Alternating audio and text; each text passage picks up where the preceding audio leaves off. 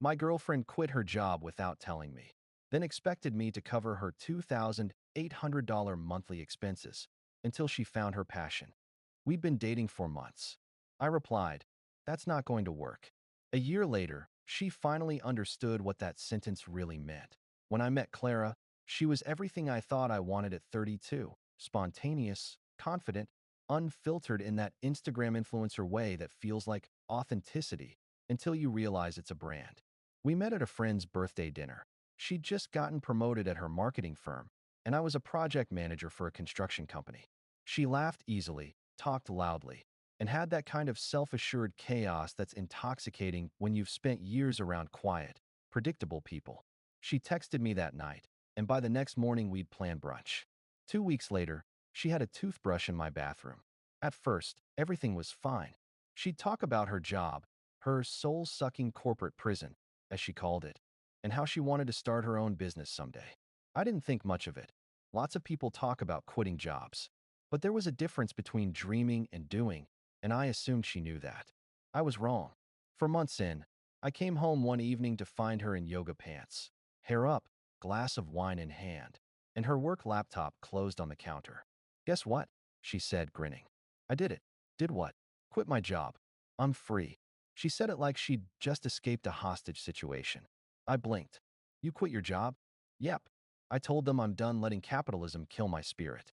I'm going to focus on finding my passion for a while. "Okay," I said slowly.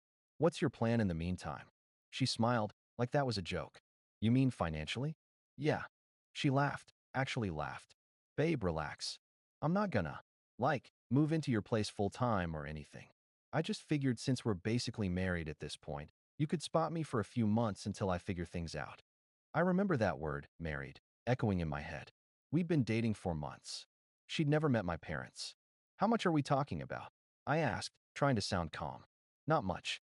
Just, rent, car payment, insurance, phone, health. It comes to about $2,800 a month." She said it breezily, as if she were asking for a ride, not the equivalent of a second mortgage. I tried to reason with her. "Clara, that's not something I can just absorb. We've been together for months." Her smile faltered. "Wow. Okay. So you don't believe in supporting your partner?" "We're not partners," I said gently. "We're dating." She looked stunned. "You make decent money, don't you? You told me about your bonus." "Yes. My money. For my bills." She crossed her arms, eyes narrowing. "So you're just going to leave me hanging?" "No, Clara. You did that yourself when you quit your job without a plan." She stormed out, muttering something about toxic masculine energy. For the next week, we didn't speak much. When we did, the tone had shifted. She'd sprinkle guilt into every conversation. "Must be nice not to worry about bills when your boyfriend's heartless. I guess I know where I rank, below your car payment." I started keeping my distance. Then came the text. "Hey, I put my rent on my credit card this month, but it's maxed out now. Can you cover next month? I'll pay you back." I didn't respond immediately. Instead, I opened my laptop and started typing out what would become the most awkward message I've ever written. "Clara, I care about you, but I'm not responsible for your finances. You made a decision without consulting me, and I'm not comfortable funding it. You need to talk to your landlord or find part-time work." She replied instantly. "Wow. After everything I've done for you." I sat staring at the screen, wondering what exactly she meant by everything. Then another text. "We're basically married, Alex. Couples support each other. That's what love is." That was the moment something in me clicked. I realized she didn't see love as partnership. She saw it as sponsorship. I wrote back, "Clara, that's not going to work." And then I muted her chat. She showed up at my apartment that night, banged on the door, crying, furious, alternating between rage and pleading. When I didn't let her in, she shouted through the door, "You'll regret this. You're throwing away something real." Maybe, but at least I wasn't throwing away $2,800 a month. 2 days later, she posted a long Instagram story about choosing yourself and releasing people who fear your growth. A few mutual friends texted, asking what happened. I just said, "She quit her job." I didn't quit mine. But that wasn't the end. A week later, she sent me an email, subject line, "Proposal for temporary financial support." It had a PDF attachment, a full-blown agreement, where she outlined how I could invest in her creative journey by covering her living expenses for 6 months in exchange for emotional partnership and shared vision alignment. I stared at it in disbelief. She'd literally turned her breakup guilt trip into a business pitch. I didn't reply. I just forwarded it to my lawyer friend, who responded with, "That's the funniest extortion attempt I've ever seen. Frame it." So I did. I printed the PDF and pinned it on my bulletin board as a reminder. Never ignore red flags just because they're wrapped in charm. But the story didn't end there. Because Clara wasn't done, and her next move dragged both our names through mutual circles, social media, and one very awkward HR complaint. The thing about Clara was, she never lost quietly. She needed an audience. So when she realized I wasn't going to bankroll her finding her passion, she did what self-proclaimed empowered women with ring lights and minor followings often do. She made it content. It started with a vague Instagram post. Some men can't handle a strong woman who knows her worth. Imagine being intimidated by someone with dreams. Then came a longer caption, paired with a filtered photo of her sipping matcha. When you date a man who pretends to be supportive but ghosts you the minute you stop making corporate money, ladies, choose better. I'm done carrying fragile egos. The subtext wasn't exactly subtle. Mutual friends started DMing me screenshots within hours. I ignored it, at first, but then it escalated. 2 days later, a colleague at work pulled me aside. "Hey, man, this influencer chick, isn't that your ex?" He showed me a TikTok Clara had posted, a dramatic montage with sad piano music and text overlay. When he promises to build a future with you, but bails the moment you lose your income broken heart. Over 30,000 views. Comments like, "He sounds abusive. Financial manipulation is real. Men love free emotional labor until it's time to reciprocate." She'd painted herself as the victim of some kind of financial cruelty. And because people love outrage more than context, the narrative spread. I wanted to message her, to demand she take it down, but my lawyer friend, Adam, stopped me. Don't. Don't engage emotionally. Screenshot everything. Document timestamps, URLs, and any identifiable details. You can handle this properly if it escalates. So I did. Every post, every comment, every deleted story, saved in a folder named Clara_content. 3 days later, HR called me. Apparently, Clara had emailed my company's generic inbox with a message that started with, "This may be relevant to your employees' behavior." She'd accused me of financial coercion and emotional neglect, vague enough to sound serious, unverifiable enough to protect her legally. Fortunately, I had the receipts. I met with HR, calm as I could be, and walked them through everything. Our timeline, for months total. Her resignation and request for $2,800 per month. Screenshots of her financial support proposal. Her public posts implying I'd exploited her. They asked for verification. I gave them the PDF. One HR manager actually laughed under her breath when she read, "Emotional partnership and shared vision alignment." I left that meeting with my job intact and a written statement confirming there was no wrongdoing on my part. But I wasn't done. Because this wasn't just about my reputation, it was about principle. I had spent weeks being called heartless by people who only knew one side of the story. Meanwhile, Clara was live streaming healing sessions about narcissistic partners while begging in her group chats for someone to cover her next rent payment. So I did what I do best. I prepared. I drafted a polite, precise message. Then I emailed it to her and CC'd my lawyer. "Hi, Clara. Please cease and desist from making defamatory statements or insinuations about me on social media or elsewhere. Your posts contain identifiable details that have led to reputational damage. I have documented all materials and will pursue legal remedies if further false claims are made. I hope you find the support you need in a healthier way. Alex." Within hours, her posts vanished. Her stories, TikToks, captions, all deleted. She didn't reply directly, but the next day, she posted a single black screen with white text. "Some people only understand silence." I couldn't help but laugh. A week later, I ran into one of her friends at a cafe. Apparently, Clara had tried to spin the cease and desist as a power move from a bitter ex, but even her inner circle was starting to distance themselves. "She's talking about moving back in with her parents," the friend said. Her whole independent woman thing kind of fell apart when she realized she actually had to pay her own bills. That night, I went home and reread our first few messages. Back when she was bright and funny and spontaneous, before all the entitlement and self-victimization.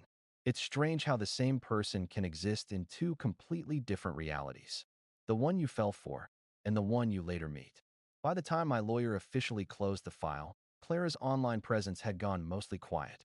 She still posted occasionally, quotes about rebirth and setting boundaries, but the fire had gone out. And I realized, she wasn't my problem anymore. Update 1. It's been 5 months since the cease and desist, and I haven't thought about Clara much. At least, not until she showed up in my inbox again. I was working late one night when her name popped up in my email notifications. Subject: Hey, stranger. I hovered over it for a minute before opening it. The message was surprisingly short. Hi, Alex. I know this is probably weird, but I wanted to reach out and say I'm sorry.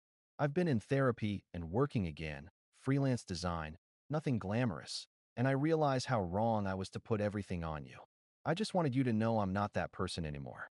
No expectations, just closure, I guess. Hope you're doing okay. Clara. I sat there for a while, just staring at the screen. There was a time when a message like that would have undone me. I would have read it over and over, looking for sincerity or manipulation. This time, I just felt nothing. Not bitterness, not satisfaction, just calm distance. I typed back a simple reply. Hey Clara, I appreciate the apology. I hope you're doing better. Take care. Alex. That was it. No questions, no lingering door left open. But, of course, she couldn't resist one last attempt. A week later, another message arrived. So, I've actually been working on a project, a podcast about emotional growth and financial independence. I thought maybe we could do an episode together. You know, two people telling both sides of a story with honesty and maturity. I almost laughed. Of course, she'd turned her self-sabotage into content. And of course, she wanted me to help rehabilitate her image. I didn't reply. 2 days later, she followed up. No worries if not, but I think it could be healing. Plus, transparency helps others. I finally responded. Clara, I'm glad you're finding purpose. But I'm not interested in revisiting the past publicly. I've moved on. She never replied after that. A few weeks later, I saw a clip from her podcast circulating in a mutual friend's story. There she was, hair shorter, eyes tired but sincere, talking about a relationship that taught her accountability. She didn't name me. And to her credit, she didn't lie this time. She said she'd made mistakes. She said she'd hurt someone good. She said she'd been scared of being average, so she'd manufactured chaos to feel important. It was the most self-aware I'd ever seen her. For the first time, I didn't feel anger or pity, just closure. I've learned something about people like Clara. They aren't inherently malicious. They're just built on a fragile foundation, needing to feel exceptional, even if it means breaking the very things that make them safe. And you can't fix that for them. You can only refuse to be collateral damage. That same week, I got a promotion at work, senior project manager. It wasn't life-changing money, but it felt good to earn it on my own terms. I celebrated quietly with a few friends. No drama, no grand declarations about finding my passion, just gratitude. When someone joked, so, still covering $2,800 a month for random women? I laughed for the first time about it. Nope, I said. These days, I only invest in people who invest in themselves. A month after that, I heard through mutuals that Clara had moved back to her hometown. Her podcast didn't take off. Her Instagram went private. She was teaching yoga part-time and doing small design gigs. Apparently, she's happier now. I genuinely hope that's true. There's a certain kind of peace that comes when you stop needing poetic justice. Not every wrong needs revenge. Sometimes it just needs to fade. And it did. Final update that it's been a year since Clara quit her job and expected me to fund her spiritual realignment. A year since I said the simplest, most liberating sentence of my adult life. That's not going to work. I didn't realize at the time how much that phrase would echo, how it would become a filter for everything in my life after her. Whenever I feel guilt-tripped, manipulated, or emotionally cornered, that line surfaces like a compass. That's not going to work. People always ask how you know you've really moved on from someone. It's not when you stop thinking about them. It's when their name no longer triggers a story you need to tell. For months after Clara, I'd find myself rehearsing conversations in my head, imaginary explanations to people who'd seen her posts, justifying my side. But over time, That urge faded. Now, when her name comes up in passing, I just shrug. There's no bitterness left to mine. A few weeks ago, I ran into her again by accident. It was at a bookstore downtown. She looked different, softer somehow. No heavy makeup, no influencer energy, no phone in hand. Just a woman browsing the self-help aisle. She saw me before I saw her. We both froze for a second, and then she smiled.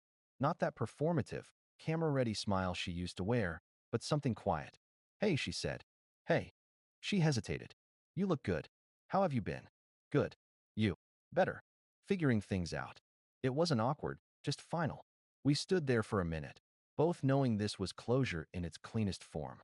She nodded once and said, "Thanks for not hating me." "I never did," I said. "I just couldn't help you the way you needed." And that was it. No dramatic goodbye, no apology speech, no lingering glance. She turned, walked out, and disappeared into the crowd. On the drive home, I realized something that's hard to put into words. When people talk about boundaries, they often sound cold, like you're cutting people out. But in reality, boundaries are how you keep compassion from becoming self-destruction. If I'd said yes to her back then, if I'd given in to her guilt and basically married speech, I'd have spent months, maybe years, resenting her while quietly draining myself. Instead, I said no early. And that no saved me. Looking back, Clara wasn't some villain. She was a mirror. She showed me exactly how easily I'd overextend myself for someone I barely knew. How desperate I was to be seen as good, even at my own expense. Her entitlement revealed my weakness. And that, weirdly, is what I'm grateful for. My life now is simple. Work is steady. I've got a small circle of real friends, and I've started dating again, slowly, intentionally. I met someone new a few months ago. She works as a nurse, hates social media, and doesn't romanticize chaos. The first time I told her no about something small, like weekend plans, she just nodded and said, "No worries, next time." It sounds mundane, but that sentence hit me harder than I expected, because it reminded me what healthy sounds like. Every so often, I still think about that PDF Clara sent, proposal for temporary financial support. I keep it in a drawer, not as a trophy, but as a reminder. If someone wants to share your life, they should be adding to it, not drafting invoices for the privilege. These days, I measure people not by their words, but by how they react to the word no. Because love built on obligation isn't love, it's debt. And I've paid mine in full.